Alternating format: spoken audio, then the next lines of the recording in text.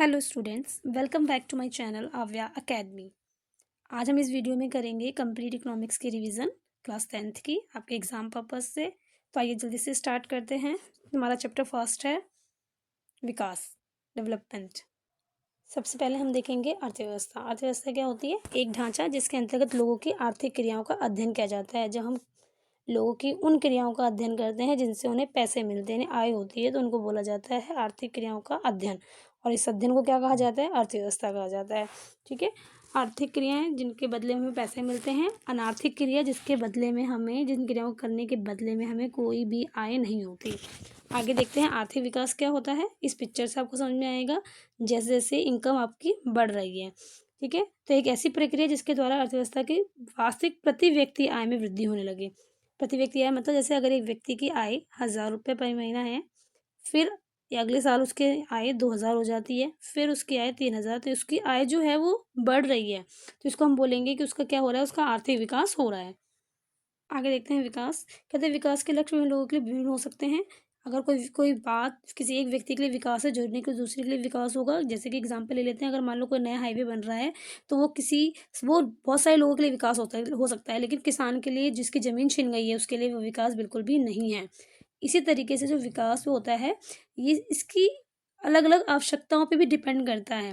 ठीक है। लोगों को किस तरीके की आवश्यकता है इस बात से भी डिपेंड करता है। एग्जाम्पल ले लेते हैं, जैसे कि मान लीजिए अगर कोई व्यक्ति गांव में है और वो पैदल चल के जा रहा है और उसके आसपास रोड का निर्माण बने, सड़कें बन जाती हैं, तो ये उसके लिए क्या हो जाएगा? विकास हो जाएगा। लेकिन अगर कोई व्यक्ति शहर में रह रहा है और उसको पहले पैदल जाना पड़ता है और फिर किसी बस या ऑटो को लेना पड़ता है, अगर उसके आसपास मेट्रो वगैरह बन जाए तो उसके लिए विकास क्या हो जाएगा? मेट्रो का बनना। आगे देखते हैं आय और अन्य लक्ष्य। आय और अन्य लक्ष्य में हम देखेंगे कि अगर राष्ट्रीय विकास कैसे मानते हैं, अगर किसी देश की ज़्यादा आय है, वहाँ पर बराबरी का व्यवहार हो रहा है, स्वतंत्रता है, काम की सुरक्षा है, सम्मान मिलता है, परिवार के लिए सुविधाएं हैं, वातावरण अच्छा दे रहा है, तो वो राष्ट्र कैसा है? विकसित राष्ट्र है। ठीक है। अब देखते हैं विश्व बैंक, जो कि विश्व विकास रिपोर्ट प्रेजेंट करता है हर साल। तो 2006 के अनुसार उसने क्या बोला था कि 2004 में जो प्रति व्यक्ति आय थी, जिसमें से अगर आपकी आय जो है 4,53,000 रुपये प्रति वर्ष है, तो उस देश को क्या माना जाएगा? विकसित राष्ट्र माना जाएगा। ठीक है। और यदि आपके देश की आय जो है प्रति व्यक्ति वो $995 है, $995, यानी 37,000 रुपये प्रति वर्ष या उससे कम है, तो उसको क्या, कौन सा देश माना जाएगा? विकासशील या निम्न आय वाला देश माना जाएगा। इन्होंने 2017 में एक रिपोर्ट प्रेजेंट की थी जिसके अकॉर्डिंग भारत की कितनी प्रति व्यक्ति आय थी? तो भारत की प्रति व्यक्ति आय थी $1,820। ठीक है। और यूएनडीपी क्या होता है? ये यूएनडीपी है, united nation of development program. तो ये मानव विकास रिपोर्ट प्रेजेंट करता है। इसके अकॉर्डिंग जो है राष्ट्रीय विकास का अनुमान लोगों की शिक्षा के स्तर से लगाया जाता है, उनके स्वास्थ्य से लगाया जाता है और प्रति व्यक्ति आय के आधार पर लगाया जाता है। कोई राष्ट्र विकास कर रहा है या नहीं कर रहा है, ये किसका आधार क्या होगा? कि वहाँ के लोगों का शिक्षा का स्तर क्या है, वहाँ के लोगों की स्वास्थ्य की स्थिति क्या है और ये प्रति व्यक्ति आय क्या है। ये इंपॉर्टेंट है, कई बार पूछा गया है कि यूएनडीपी क्या मानता है राष्ट्रीय विकास का आधार, तो आप लोगों को ये चीज़ याद रखनी है।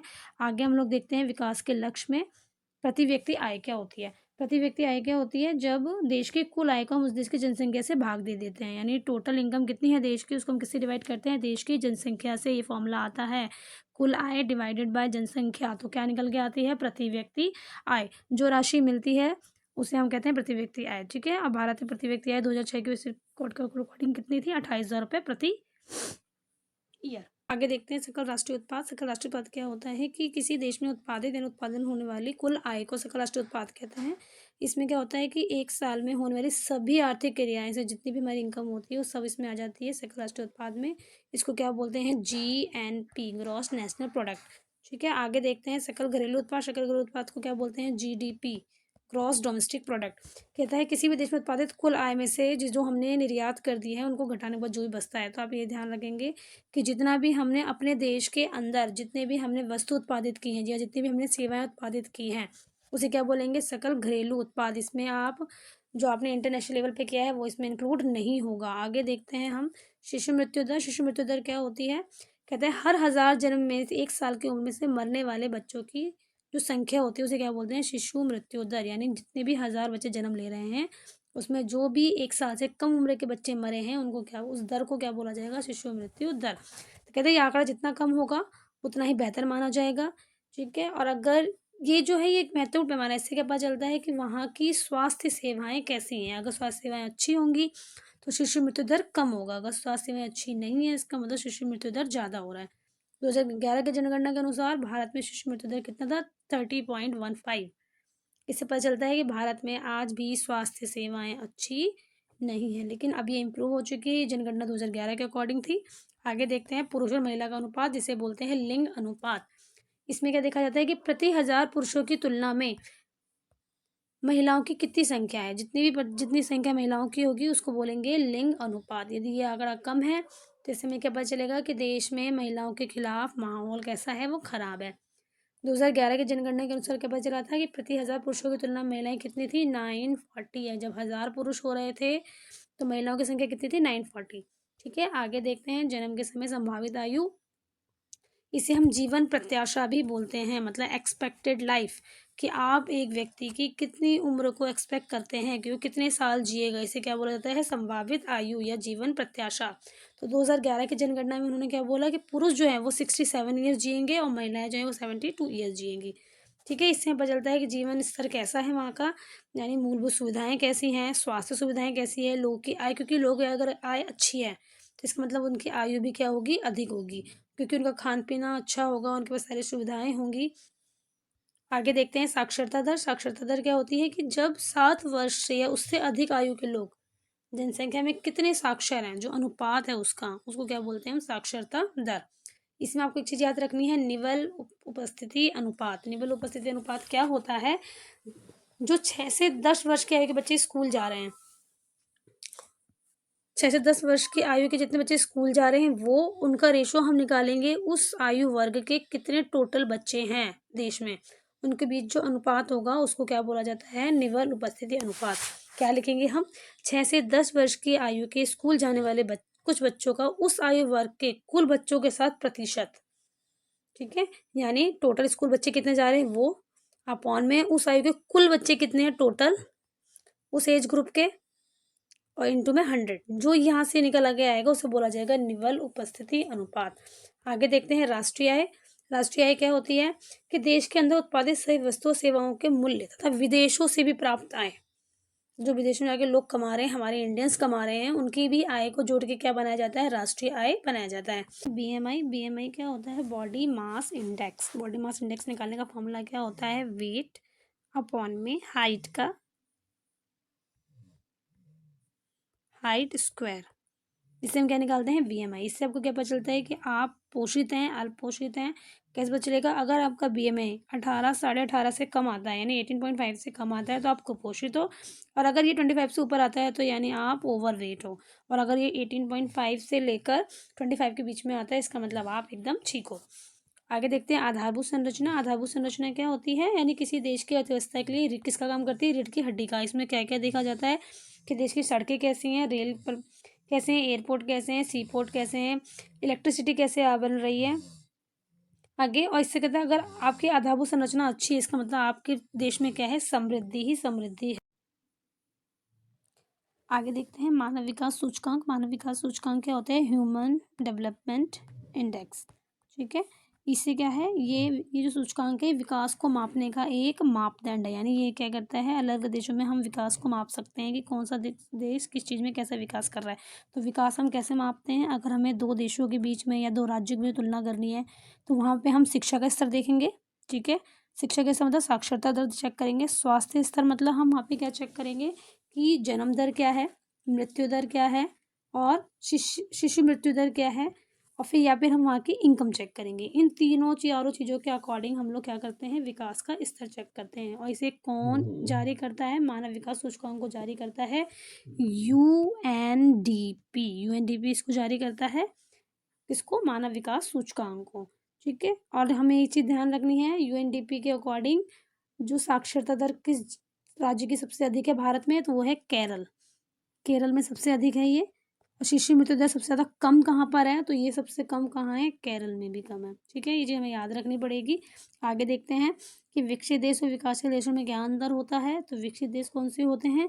जिसकी औद्योगिकरण की गति वो प्रति व्यक्ति आय क्या हो, अधिक हो। और जिसकी औद्योगिकरण की गति व प्रति व्यक्ति आय अधिक नहीं है, वो कौन सा देश होगा, विकासशील देश होगा।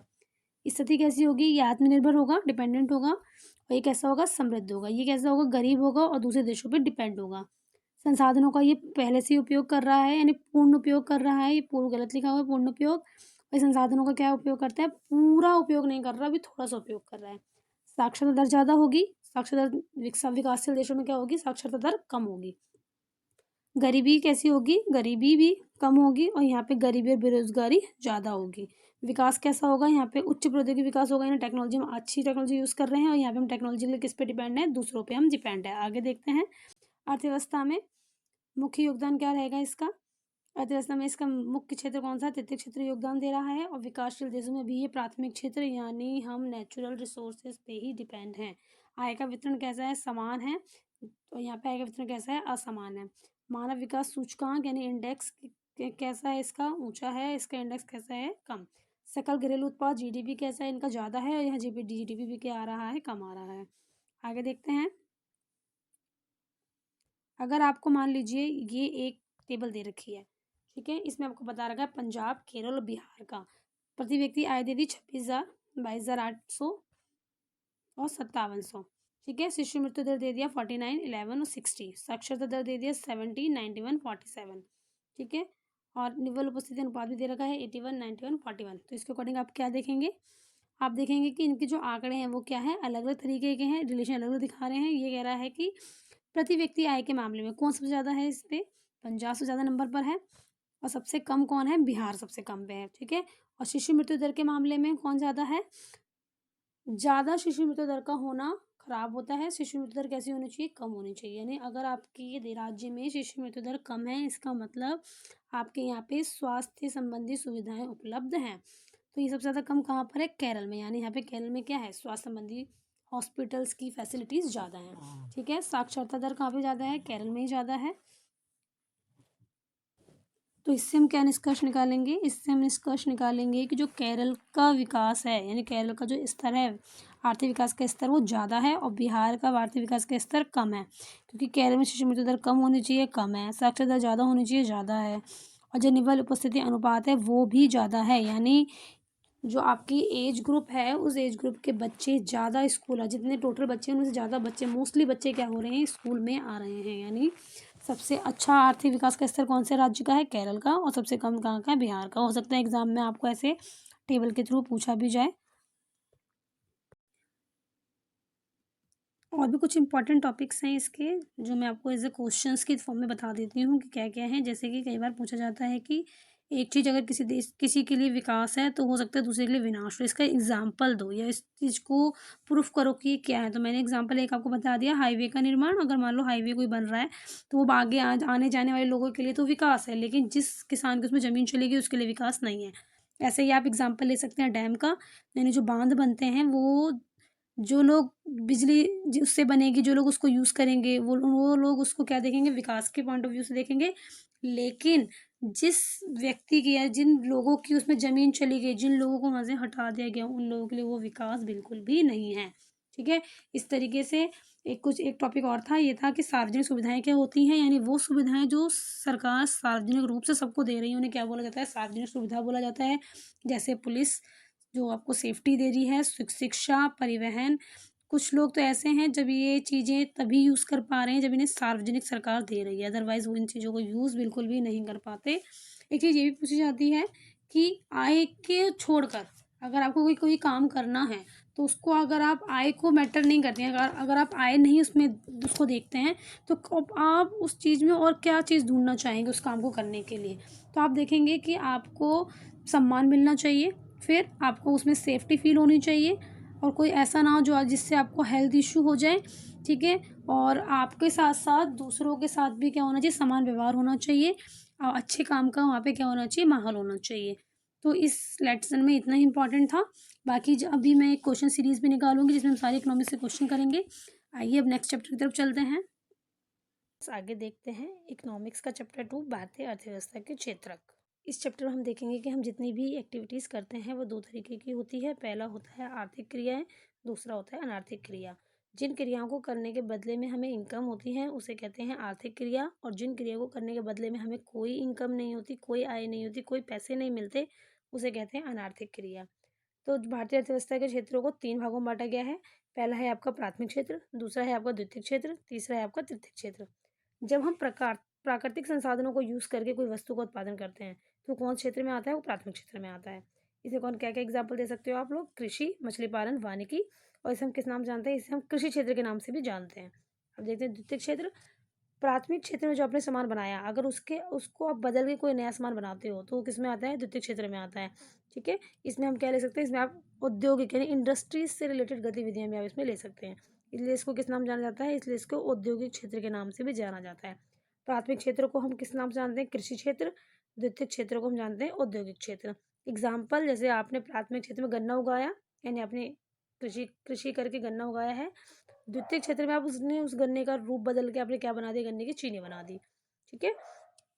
आगे देखते हैं तृतीयक क्षेत्र। कहते हैं जब आप किसी चीज़ का उत्पादन नहीं करते, लेकिन उत्पादन प्रक्रिया में क्या करते हैं? मदद पहुँचाते हैं, तो उसको वो कौन से क्षेत्र में आता है? तृतीयक क्षेत्र में आ जाता है, ठीक है? इस क्षेत्र को किस नाम जानते हैं? इसको जानते हैं हम सेवा क्षेत्र के नाम से भी।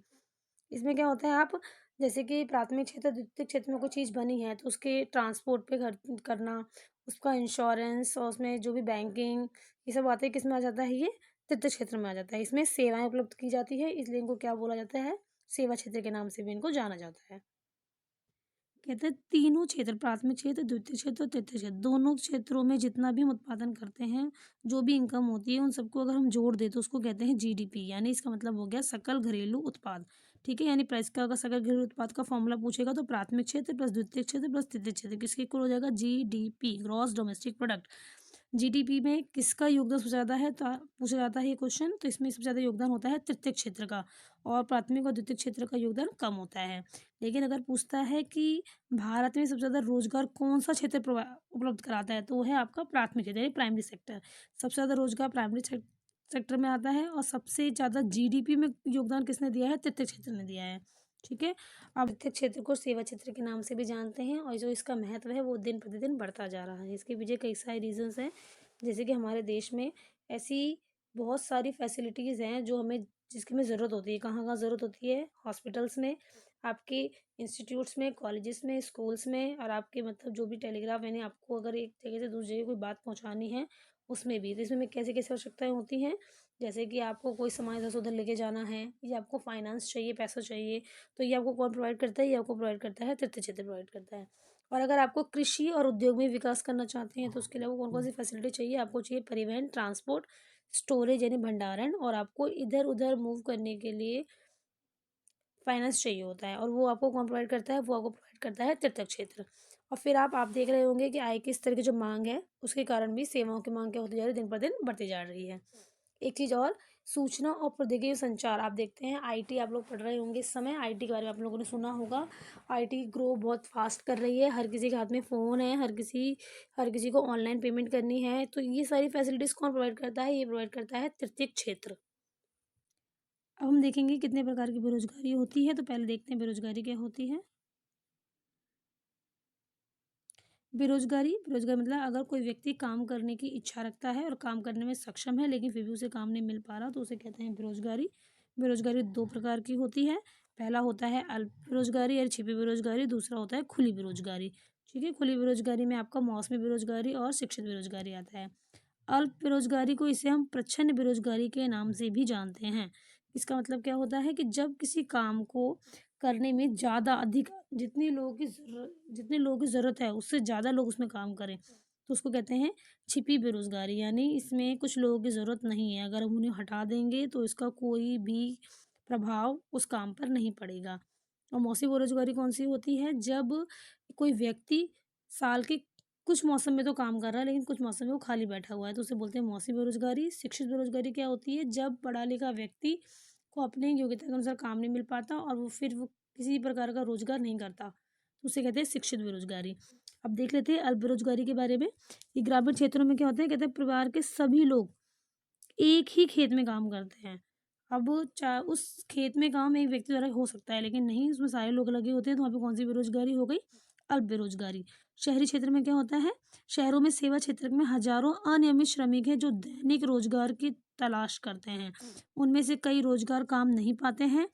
हम सेवा क्षेत्र के कुछ लोगों को सड़कों पर ठेला खींचते हुए और कुछ चीज़ें बेचते हुए देखते हैं, परंतु वे बहुत कम कमा पाते हैं। ये वे काम इसलिए करते हैं क्योंकि उनके पास कोई अन्य दूसरा विकल्प नहीं है। ग्रामीण क्षेत्रों में क्या होता है कि किस परिवार के सभी लोग काम करते हैं, मतलब क्या हो गया, कृषि में आवश्यकता से अधिक लोग लगे हुए हैं।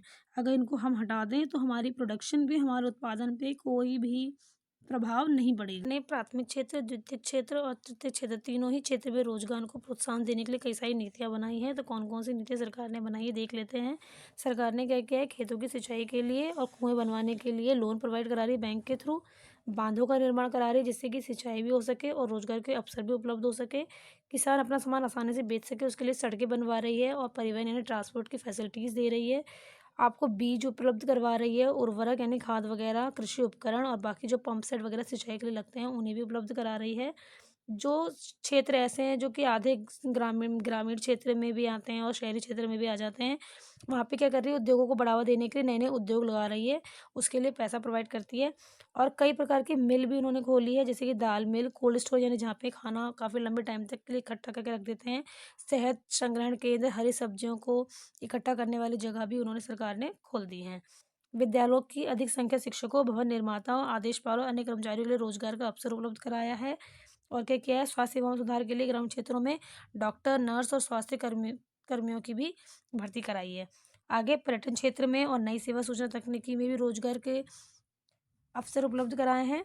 उसके साथ साथ सरकार ने एक काम और किया है, सरकार ने एक नया कानून चलाया था 2005 में, जिसे बोला जाता है मनरेगा। इसका नाम है मनरेगा। ये कब स्टार्ट हुआ था, ये स्टार्ट हुआ था 2005 में। इसका पूरा नाम क्या है मनरेगा का, महात्मा गांधी राष्ट्रीय ग्रामीण रोजगार गारंटी योजना। ठीक है, इसमें क्या होता है, इसमें आपको 100 दिन के अंदर अंदर रोजगार की गारंटी दी जाती है और अगर आपको रोजगार नहीं प्रोवाइड कराया जाएगा तो आपको एक भत्ता दिया जाएगा जिसे बोला जाता है बेरोजगारी भत्ता। और इस योजना में 1/3 महिलाएं भी आरक्षित उन्होंने की हैं। भारतीय अर्थव्यवस्था को क्षेत्र के रूप में विभाजित किया गया है, जिसे बोला जाता है संगठित क्षेत्र और असंगठित क्षेत्र। संगठित क्षेत्र और असंगठित क्षेत्र। संगठित क्षेत्र में क्या होता है कि जो रोजगार काम करने की अवधि होती है वो नियमित होती है, लेकिन असंगठित क्षेत्र में रोजगार के काम करने की अवधि नियमित नहीं होती है। इसमें हम सरकारी नियम का और न्यूनतम मजदूरी अधिनियम का पालन करते हैं। इसमें हम ऐसा कोई भी नियम का पालन नहीं करते क्योंकि ये सरकारी नियंत्रण के बाहर होता है। ये सरकार द्वारा इसमें पंजीकृत यानी सरकार का इसमें नियंत्रण होता है। यहाँ काम की सुरक्षा होती है और यहाँ रोजगार सुरक्षित नहीं होता है, यहाँ निश्चित समय तक काम करना होता है। असंगठित क्षेत्र में काम करने का कोई भी समय निश्चित नहीं होता। यहाँ अगर आप अधिक काम करते हो तो आपको एक्स्ट्रा वेतन मिलेगा, लेकिन यहाँ अतिरिक्त काम करने पर, अतिरिक्त समय में काम करने पर कोई भी एक्स्ट्रा वेतन नहीं मिलता। यहाँ आपको संगठित क्षेत्र में आपको कौन कौन सी फैसिलिटीज़ मिलती है, सवेतन छुट्टी। सवेतन छुट्टी क्या होती है, सवेतन छुट्टी का मतलब होता है कि अगर कुछ छुट्टियाँ ऐसी होती है जिसे अगर आप नहीं करोगे तो उसकी आपको पैसे मिलेंगे। ठीक है, और यहाँ पे जैसे आपकी कोई आपके बेबी होने वाला है किसी लेडीज़ के, तो आपको मैटरनिटी लीव मिलती है। इसका मतलब अगर आपको घर पे ही रहना है लेकिन आपको उसमें सैलरी मिलेगी। तो ये सारी फैसिलिटीज़ जो होती है वो असंगठित क्षेत्र में नहीं मिलती। कौन से क्षेत्र में मिलती है, हमें संगठित क्षेत्र में मिलती है। इसमें आपको मेडिकल फैसिलिटी दी जाती है, चिकित्सा लाभ दिया जाता है और भी महंगाई भत्ते वगैरह मिलते हैं, लेकिन असंगठित क्षेत्र में ऐसा कोई भी हमें लाभ नहीं मिलता है। असंगठित क्षेत्र को संरक्षित कैसे किया जा सकता है, क्योंकि संगठित क्षेत्र तो सरकारी नियंत्रण के अंतर्गत आता है लेकिन असंगठित क्षेत्र नहीं आता। तो हम क्या कह सकते हैं, देखते हैं पहले गाँव में कौन कौन से लोग हैं जो इस क्षेत्र में आते हैं। भूमिहीन कृषि, जिनके पास ज़मीन नहीं है, छोटे किसान, फसल बटाईदार यानी जो फसल को बांटते हैं, ठीक है, और अन्य कारीगर जो बुनकर होते हैं, बड़े होते हैं, यानी जो भी कमज़ोर लोग हैं वो इस क्षेत्र में आते हैं। और इसमें क्या है, लगभग 80% ग्रामीण परिवार जो छोटे किसान, सामान्य सामान्य किसान है, वो भी इसी असंगठित क्षेत्र में क्या है, शामिल है। इनको क्या कर सकते हैं आप लोग, इन्हें हम बीज, कृषि उपकरण आदि समय समय पर अगर सरकार उपलब्ध कराएगी तो ये क्षेत्र भी संरक्षित हो सकता है। शहर में देखते हैं शहर में कौन कौन से लोग आते हैं, लघु उद्योग, स्मॉल स्केल इंडस्ट्रीज जो होती हैं उसके श्रमिक, व्यापार, परिवहन, शिल्प पे बोझ ढोने वाले शामिल, कपड़ा निर्माता और कबाड़ उठाने वाले जो लोग होते हैं वो इस क्षेत्र के अंतर्गत आते हैं। ठीक है। इसमें हम क्या कर सकते हैं, सरकार कच्चे माल की प्राप्त करा सकती है, उत्पादन के विपणन के लिए सरकार का समर्थन अगर उन्हें मिल जाए तो इस क्षेत्र क्या हो सकता है, सुरक्षित हो सकता है। आगे देखते हैं, अनुसूचित जाति और जनजाति के लोग भी इसी क्षेत्र के अंतर्गत आते हैं, क्योंकि उन्हें अनियमित और कम मजदूरी के भुगतान के कारण वो किस चीज़ का शिकार हो रहे हैं, वो सामाजिक भेदभाव का शिकार हो रहे हैं। स्वामित्व के आधार पे भी क्षेत्रों को बांटा गया है। एक है आपका सार्वजनिक क्षेत्र, एक होता है आपका निजी क्षेत्र, यानी पब्लिक यानी गवर्नमेंट सेक्टर, निजी क्षेत्र यानी प्राइवेट सेक्टर। गवर्नमेंट सेक्टर आपको पता होगा, गवर्नमेंट सेक्टर में अधिकार किसका होगा, स्वामित्व किसका होगा, सरकार का स्वामित्व होता है। और सेवाएं कौन उपलब्ध कराएगा, सरकारी सेवा उपलब्ध कराएंगी। निजी क्षेत्र में जो स्वामित्व होगा वो किसका होगा, एकल व्यक्ति का होगा, ठीक है, या फिर किसी ग्रुप ऑफ पर्सन्स का होगा, यानी लोगों के समूह का होगा, लेकिन सरकार का स्वामित्व नहीं होगा। और सेवाओं के वितरण की, सेवाओं को बांटने की जिम्मेदारी भी किसकी होगी, उसी व्यक्ति की होगी जिसका उस पर स्वामित्व है। और इसमें एग्जाम्पल आप ले सकते हो, पब्लिक सेक्टर में क्या एग्जाम्पल ले लेंगे हम, रेलवे जो डाकघर जिसकी सुविधा सभी को मिलती है। निजी क्षेत्र में कौन कौन से आ जाएंगे, Reliance industries, Tata iron and steel company, TISCO जिसे बोलते हैं। सार्वजनिक क्षेत्र में जो सामाजिक लाभ के लिए अर्थ होता है, यानी इसका उद्देश्य होता है सभी को लाभ प्रोवाइड करना। और निजी क्षेत्र का उद्देश्य क्या होता है, सिर्फ और सिर्फ लाभ कमाना। सरकार क्या करती है, सेवाओं पर किए गए व्यय की भरपाई कैसे करती है, करों एवं अन्य तरीके से करती है। इससे क्या करते हैं, हमें कोई भी भुगतान निजी क्षेत्र में भुगतान नहीं करना होता। सरकारी उद्योगों में क्या करती है सरकार, सार्वजनिक क्षेत्र में ये सब्सिडी प्रोवाइड करती है, लेकिन यहाँ पे कोई भी मदद नहीं करती निजी क्षेत्र में। सरकार को स्वास्थ्य सेवा सुविधाओं के प्रावधान पर खर्च करना चाहिए। इसमें उचित कीमत पर लोगों को क्या होता है, आवश्यकता की चीज़ों को प्रदान करने में असमर्थ है। अगला चैप्टर 3, मुद्रा व साख। इस चैप्टर हम देखेंगे जो मुद्रा है विनिमय का एक माध्यम है, लेकिन मुद्रा के आने से पहले एक प्रणाली जो फेमस थी उसे कहा जाता था वस्तु विनिमय प्रणाली। तो वस्तु विनिमय प्रणाली क्या होती थी कि जब हम वस्तुओं के बदले में किसका लेन देन करते थे, वस्तुओं का लेन देन करते थे, तो उसे बोलते थे वस्तु विनिमय प्रणाली। आवश्यकताओं का दोहरा संयोग क्या होता है कि जब एक व्यक्ति किसी चीज़ को बेचने की इच्छा रखता है, वही वस्तु दूसरे व्यक्ति खरीदने की इच्छा रखता हो और वो मुद्रा का उपयोग भी नहीं करेंगे, तो वहाँ पे क्या होगा, आवश्यकता का दोहरा संयोग हो जाएगा। ये वस्तु विनिमय प्रणाली की एक सबसे बड़ी कठिनाई थी, जिसे किसने दूर कर दिया, जिसे मुद्रा के आविष्कार ने दूर कर दिया है। आगे देखते हैं, मुद्रा। मुद्रा क्या होती है, मुद्रा एक माध्यम है जिसके जरिए हम किसी भी चीज़ को विनिमय द्वारा प्राप्त कर सकते हैं। दूसरे शब्दों में मुद्रा के बदले में हम जो चाहें वो खरीद सकते हैं। मुद्रा का सबसे पहले स्टार्टिंग कहाँ से हुई थी, यानी मुद्रा का प्राचीन रूप क्या है, सिक्के।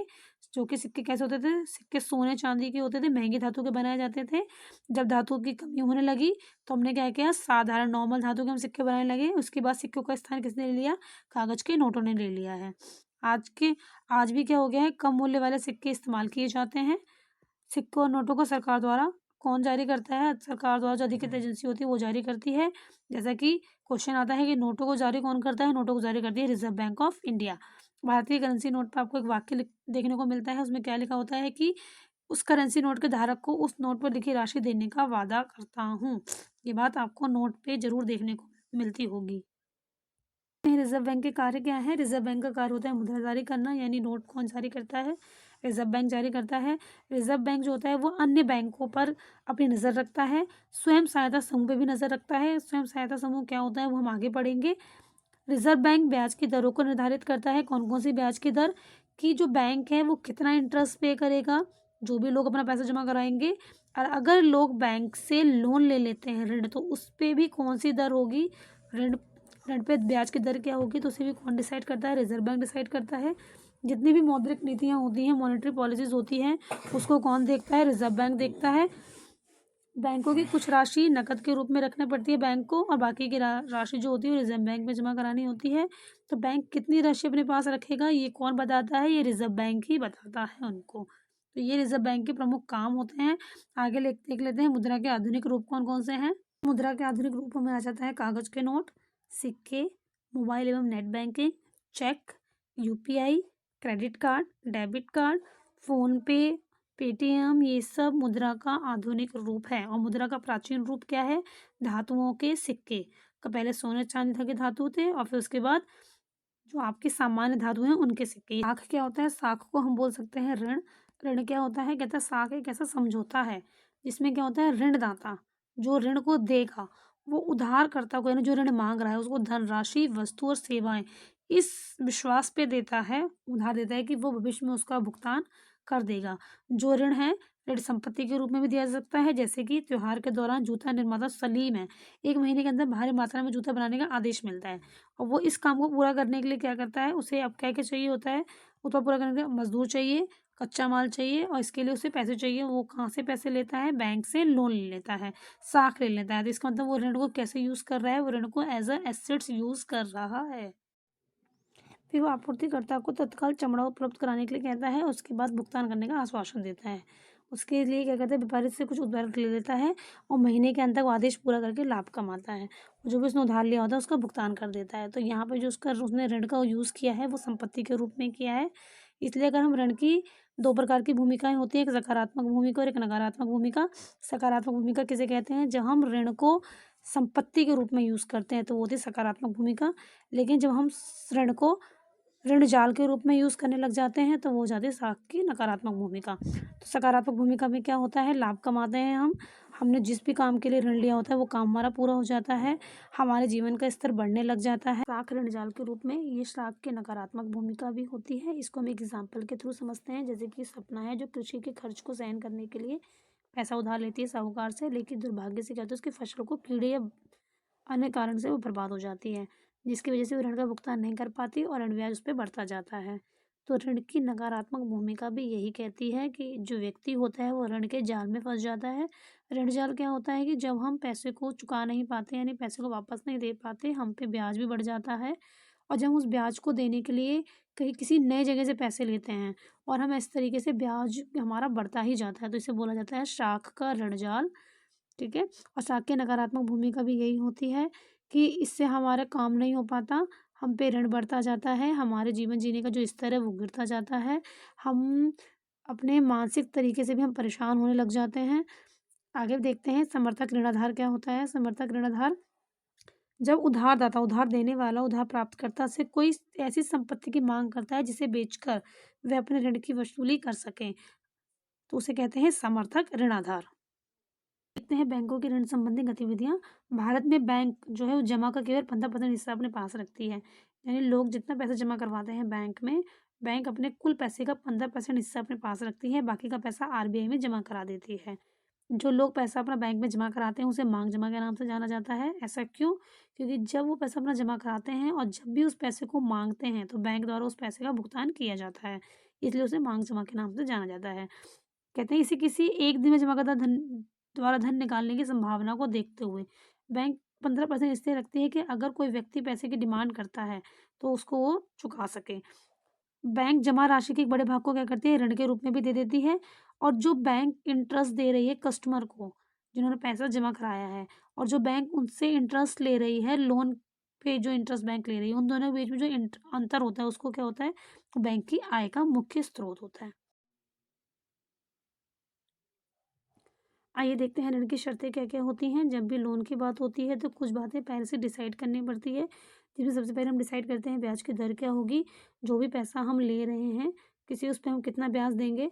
समर्थक ऋणाधार क्या होगा, अभी हमने पढ़ा था समर्थक ऋणाधार क्या होता है कि पैसे लेने के बदले में हमें कोई ऐसी वस्तु जमा करानी पड़ती है, ताकि वो उस पैसे, अगर हम जमा पैसे नहीं दे पाते हैं तो वो उस वस्तु को बेचकर अपने पैसे को वसूल कर सकें। इसमें आप एग्ज़ाम्पल दे सकते हो, आप अपने घर भी रखते हो गिरवी, कई बार गहने, जवाहरात या बड़े किसी सामान को गिरवी रखा जा सकता है। आवश्यक कागज़ात यानी कौन-कौन से डॉक्यूमेंट्स की नीड है उनको भी देखते हैं। भुगतान का तरीका कि हम जिन्हें जो पैसा उधार लिया है उसको हम पेमेंट कैसे करेंगे। और आप देखेंगे कि अलग-अलग ऋण व्यवस्था में ऋण की शर्तें अलग-अलग तरीके की होती हैं। तो ऋण लेने के 2 क्षेत्र होते हैं, आप वो पढ़ेंगे। पहला है औपचारिक क्षेत्र, दूसरा है अनौपचारिक क्षेत्र। औपचारिक क्षेत्र में क्या आता है? औपचारिक क्षेत्रों में आ जाते हैं आपके बैंक और सहकारी समितियाँ। अनौपचारिक क्षेत्र में साहूकार, व्यापारी, मालिक, रिश्तेदार, दोस्त आ जाते हैं। अब हम औपचारिक और अनौपचारिक में डिफ़रेंस भी पढ़ेंगे। औपचारिक क्षेत्रों पे किसका नियंत्रण रहता है? औपचारिक क्षेत्र पे नियंत्रण रहता है आरबीआई का। आरबीआई इस पे नियंत्रण रखती है, लेकिन अनौपचारिक क्षेत्र पे किसी का भी नियंत्रण नहीं रखता। ठीक है? ऋणदाता गतिविधियों पे कोई भी देख-रेख नहीं करता, उसकी गतिविधि को कोई भी कंट्रोल नहीं करेगा। लेकिन यहाँ पे बैंक और सहकारी समितियों पे किसका कंट्रोल होता है? आरबीआई का कंट्रोल होता है। औपचारिक क्षेत्र में जो ऋण ब्याज की दर जो होगी वो आरबीआई द्वारा डिसाइडेड होती है, लेकिन यहाँ पे जो ऋणदाता होगा वो अपने मन की, जो भी मन उसका करे। पहला डिफरेंस यही है कि औपचारिक क्षेत्र में बैंक और सहकारी समितियां आती हैं तथा अनौपचारिक क्षेत्र में साहूकार, व्यापारी, मालिक, रिश्तेदार, दोस्त आते हैं। औपचारिक क्षेत्र में जो ऋण दिया जाता है तो उस पे किसका नियंत्रण रहता है? उस पे नियंत्रण होता है आरबीआई का। लेकिन अनौपचारिक क्षेत्र में कोई भी नियंत्रण नहीं होता। ऋणदाता की जो भी गतिविधियां होती हैं उस पे कोई भी संस्था देख-रेख नहीं करती है। भारत में औपचारिक क्षेत्र में जो ऋण पे जो ब्याज होता है उसे कौन डिसाइड करता है? आरबीआई डिसाइड करती है। लेकिन अनौपचारिक क्षेत्र में ऋणदाता अपनी इच्छा से ऋण पर ब्याज लेता है। आरबीआई द्वारा बताए गए जो भी प्रोसेस होता है ऋण को वसूल करने का उसे फॉलो किया जाता है औपचारिक क्षेत्र में, लेकिन अनौपचारिक क्षेत्र में नाजायज़ तरीकों से अपना ऋण वापस लिया जाता है। औपचारिक क्षेत्र में ब्याज की दर कम होती है, अनौपचारिक क्षेत्र में ब्याज की दर ज़्यादा होती है। औपचारिक क्षेत्र में ऋण जाल में फंसने के चांसेस भी कम होते हैं, इसमें ऋण जाल में फंसने के चांसेस क्या होते हैं? ज़्यादा होते हैं। आगे देखते हैं हम लोग self help group. Self help group को हम क्या बोलते हैं? स्वयं सहायता समूह।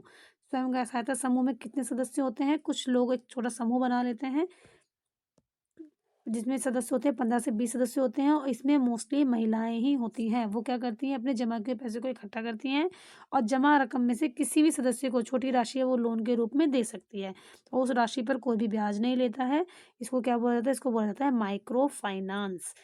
ठीक है, ये सबसे पहले बांग्लादेशी ग्रामीण बैंक ने स्टार्ट किया था और ग्रामीण बैंक के संस्थापक का नाम क्या था? मोहम्मद यूनुस। ये कई बार पूछा गया है और उनको कब नोबेल पुरस्कार दिया गया? तो उनको 2006 में नोबेल पुरस्कार भी दिया गया।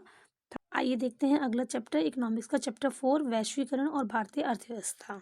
चैप्टर के कुछ इंपॉर्टेंट कीवर्ड्स हैं उसे पहले समझ लेते हैं हम लोग। जैसे कि वैश्वीकरण। वैश्वीकरण क्या होता है कि विभिन्न देशों में हम जब अच्छे संबंध बनाने के लिए और उनको एक करने के लिए जो प्रक्रिया करते हैं उसे वैश्वीकरण का नाम दिया जाता है।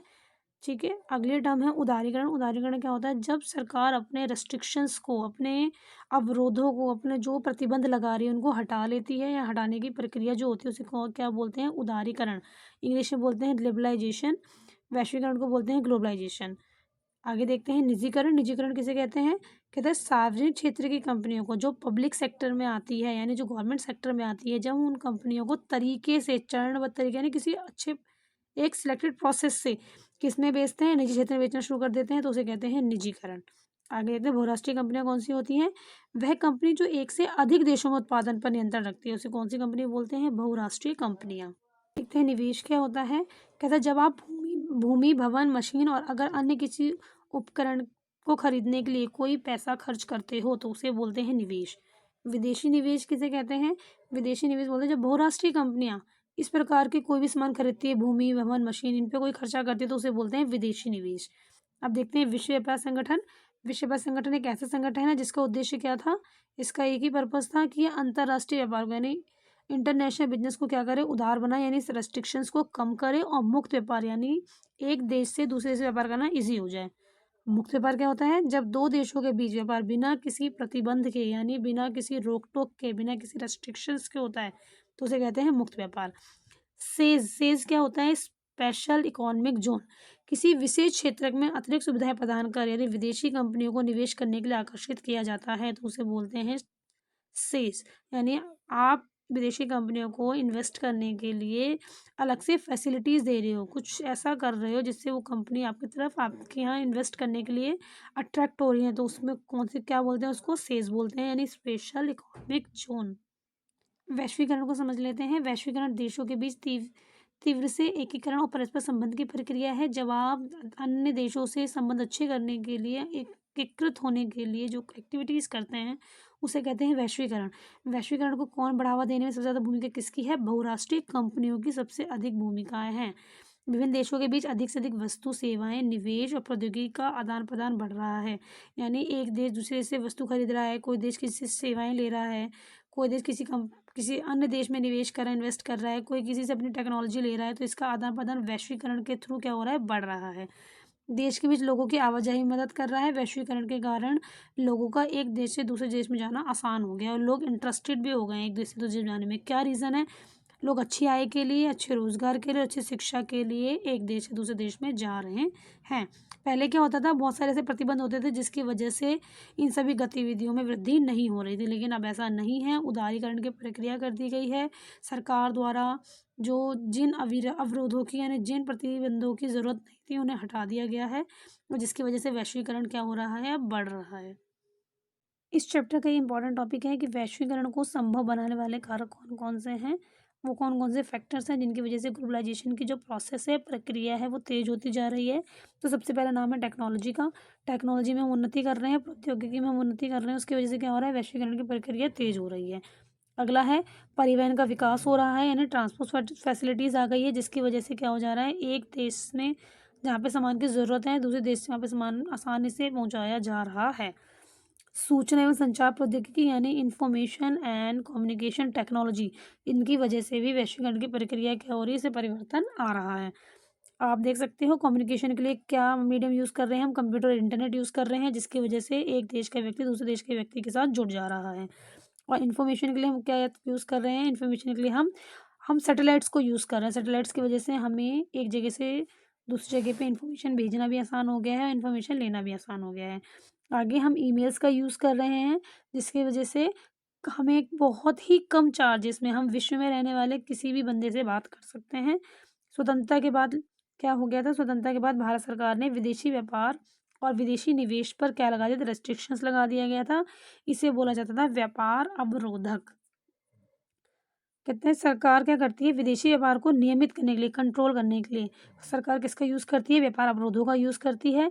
यानी अगर सरकार चाहती है कि विदेशी व्यापार बढ़े तो सरकार इन अवरोधकों को हटा देती है, और अगर सरकार चाहती है कि विदेशी व्यापार कम हो जाए तो अवरोधों को बढ़ा देती है। विश्व व्यापार संगठन यानी वर्ल्ड ट्रेड ऑर्गेनाइजेशन, जिसके शॉर्ट फॉर्म है WTO के बारे में, ये कब इस्टेब्लिश हुआ था, ये इस्टेब्लिश हुआ था 1995 में। इसका हेडक्वार्टर कहाँ पर है, जेनेवा में।